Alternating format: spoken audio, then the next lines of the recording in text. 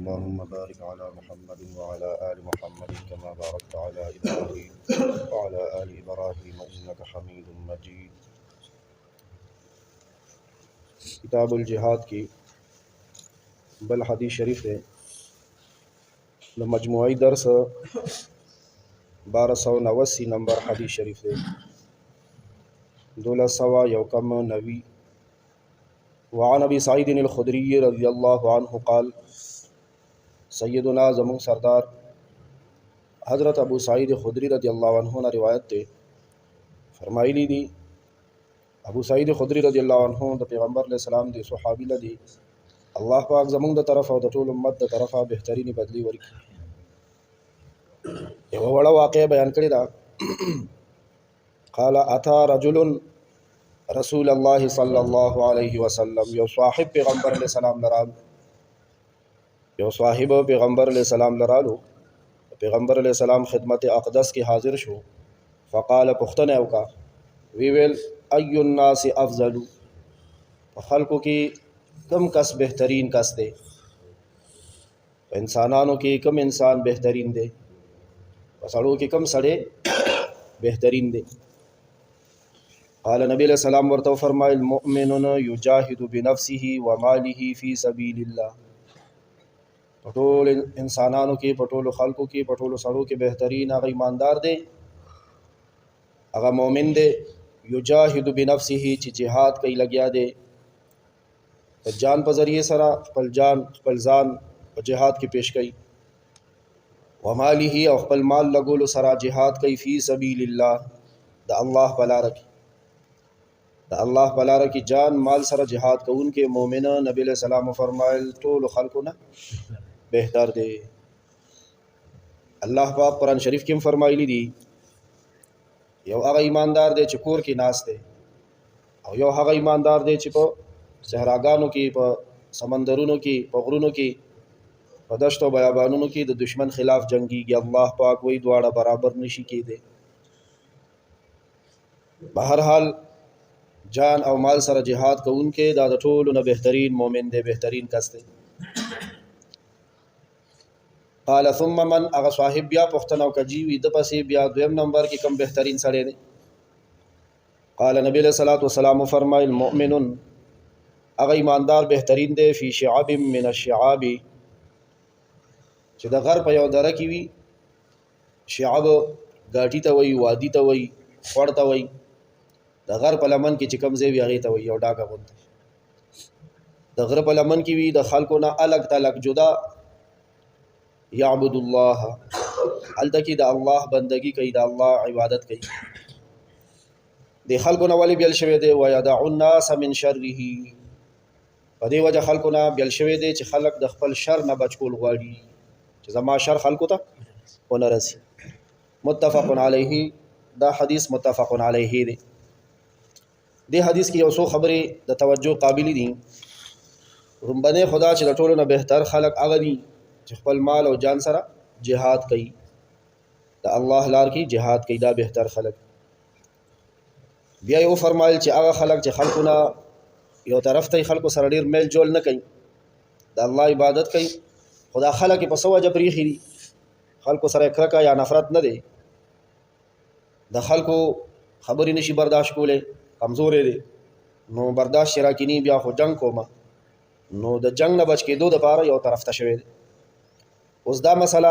पदे बांधे उलमा बाकायदा बिया अहादीस रा जमा करी दी ख्वारे मेहनतुने पिकड़ी दी अइम्मा मुजतहिदीन रहमहुमुल्लाह मेहनतुना करी दी ख्वारे करी दी द कुरान और द हदीस द नुसूसना और उम्मत ते बिया मसला आसाना करी दा लगा इमाम शाफी रहमहुल्लाह ताला और नूर बाज़ उलमा फरमाई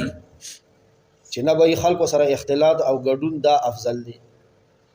वो पशर दे ची दिन की द फितने द फसाद से खतरा नहीं यो सड़े दे अगर खल्को सरा गडुन कई यो जेव सीगी द खल्को मियांस की दे पगना की दे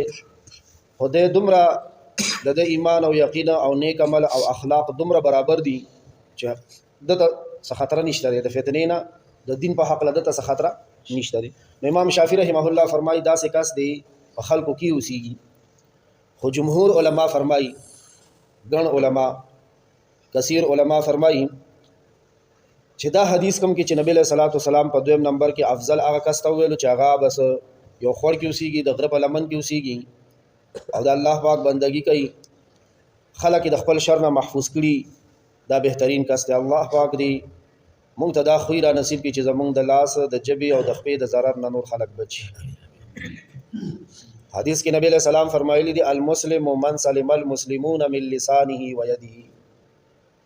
مسلمان په حقیقت کې هغه څوک دی چې نور مسلمانان د جبې او د لاس په د ضرر نه محفوظ شي. خپل ګریوان کې بسوچو ما نه تر کومه حد پورې نور مسلمانان محفوظ دي او د نور مسلمانانو د محفوظ کېدو د بچ کېدو فکر دی راس. هر سړی ته خپل اینه معلومه ده خپل ځان ورته معلومه ده. او یاد ساتي ګور او په دې حدیث کې عجیب بهتره خبره ده په دې حدیث کې زبان د لاس نه مخ کې ذکر کړی دی. زبان د لاس نه مخ کې ذکر دی. یو د لاس شر دی او یو د زبان دی. دا د زبان شر د لاس د شر نه خطرناک وي. زخم د نیزه خده چې باور شي په مرهم زخم د نیزه خده چې باور شي په مرهم ولې بد زخم د جبې چې د عمر سره سم. په جبه مې چې څوک زخمی کو کنه نو هغه د قبر چجی د سر ولوي هغه زخم نه ورځي. د یو وخت کې زه بي عزت کړم د یو وخت کې ماته داسې ویلي دي د یو وخت کې ماته داسې ویلي او د اوس وخت کې زمونږ زبانونه بس وګورئ نبی له سلام د نن ډېره موده وړاندې فرمایلي د بعضې خلکو ژبه به لروکې وي. زمیندار وي لروکې خو پېژنو لور موټی کې سونی سمه اوچ دي که لونده دي ګنده بوټی دی که پاک بوټی دی لور والا راخلاص که مریب وي. یعنی مطلب دا دی چې یو وخت به داسې راشي د بعضې خلکو زبانونه په خبره به خوند نه وایي. مونږ ته به مشران ویل خصوصا والد صاحب الله دې وبخښي د ټولو مردګانو سره وایي بچو دا خبره د ډېر ګنده ځای نه راوچتېږي. دا خبره په ډېر ګنده ځای باندې راتېرېږي په لړمونو باندې. زمونږ لړمونو کې څه پراته دي ووایو دا پیله په دې زړه کې دا خبره لږه صفا کوئ ایساروئ لږ پې سوچ کوئ د اوس وخت کې ورته فلټر کول وایي صفا که دا خبره ګند ګرېل نه کس کم ټکې ورکې نامناسبي مخکې له زور ورکوي هغه ترې نه لرې کا هغه ترې نه څه کا لرې کا او بیا خبره وکړو. زمونږ او ستاسو خولې له چې څه راله هم ویل ګړز دې ته نه ګورو چې دا خبره د دې مخکې د شان مناسب ده او که نه ده. چې کوم کس پرایمري سکول کې استاد دی او وړو سره سبق ښایي راښایي چې زمونږ سپینګیرو سره مخامخ شي هغې سره هم هغه لبو لهجه وایي. هلکه ته خو هلته د پرایمري استاد وي اوس خو دلته څه جرګه کې ناست دي سپینګیرو سره ناست دي افسرانو سره ناست دي مشرانو سره ناست دي د دې سره به اوس د لبو لهجې طریقه سي بدله وي. هلکه چې ته کور کې مشري د کور مشري نو کور کې مشري که نه چې جومات ته رالې نو بیا خو سي مقتدي امام لري مرګري لري منځګزاري نو دلته به د لبو لهجه بدلوي. کم کس چې زیات وخت په دفتر کې تېروي او افسر یو ماتحتاني غنټي وای راشه لکه لاړ شه لکه کینا سلوټ وکړه اخوا لاړ شه دی خوا لاړ چې کور ته راشي ښځې بچو سره مغه سلوک کوي. هلکه دا د هغه شان ماتحت نه دي دې سره به اوس په نرمۍ زندګي تېرې. دا تمیز الله دې موږ ته نصیب کړي. د موقع محله مشر او کشر پېژنم امزول پېژنم امزولي سره یو شان گفتگو وي کشر سره بل شاني مشر سره بل شاني زنانه سره بل شاني ښځې سره یو شان زندګي وي خور سره به بل شان گفتگو وي د مور سره به بیا بل شاني ترور سره به بل شاني. الله دې دا تعلیم او تربیت موږ ته را حاصل. جمهور علما فرمایي دا حدیث د فتنو په زمانه باندې حمل دی. څه مطلب چې کومه زمانه کې فتنې ډېرې شي او بس ګڼې لا ورتګ دی او ګناه کې اخته کېدل دي. دوه کسان چې یو ځای کېږي بس ګناه او کبیره ګناهونه کوي لکه ووایي مونږ او تاسو چې دوه ملګري یو ځای شو تر دې پورې الله دې ما معاف کړي حقه خبره ده که علمایو که طلبا دي که امیران صاحبان دي که مجاهدین دي که حاجیان صاحبان دي که پیران صاحبان دي که نیکان خلک دي دا یقین وکړه چې دویمه خبره زمونږ د خلکو غیبت دي. الله دې مونږ د ټولو د الله حفاظت وکړي. ګوره دا د ذمه دارو طبقو نومونه مې درته واخیست زمونږ به څه حالي الله دې ذمه داران هم محفوظ کړي او مونږ او تاسو ماتحتان دې الله محفوظ کړي. غیبت څه ته وایي غیبت ذکرو کا اخا کا بما یکره نبی علیہ السلام فرمایلی او شیشا خپل مسلمان ورور پسې یا مسلمان خور پسې دا څه خبره کول چې هغه کې شتا حکم ورته مخامخ کا یا می د چا په ذریعہ سره هغه خبره وته ورسیده ابا خفش دا څه خبره په شیشا کول سي غیبت ته او غیبت د مړ ورور غوخه خوراک دی او بیا د علماء او د ذمہ دار طبقه غیبت چې کو کنه نو بیا دا زهريله د سړې پټي کی وجني او مرګ سره د علماء غیبت چې کو دا سړې بمري څنګه د مرګ دار چې د بړ مړ شي نور بجوندې فزړه به چې سړ مړ شي د تبع الله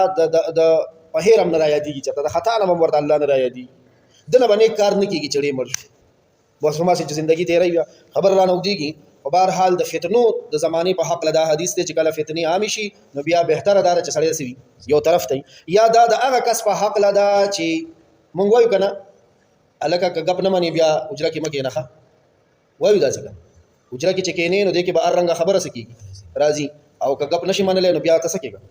حجره کې مه کښېنه ځه کور ته بعضې کس هغه هر چا سره بیا څه کي اړمیږي نښلي جګړه کوي نو دا د هغه کس په حق لري چې څوک د بل په تکلیف باندې صبر نشي کولی اوس ګڼه کې مونږ ناست یو که نه یو کس پاسي د بل په څادر باندې نخپه راشي یا به چا سره څه ولګي خپه ولګي چا سره بیا سنګر ولګي نو چې ګڼه کې دې کې خو به دا وي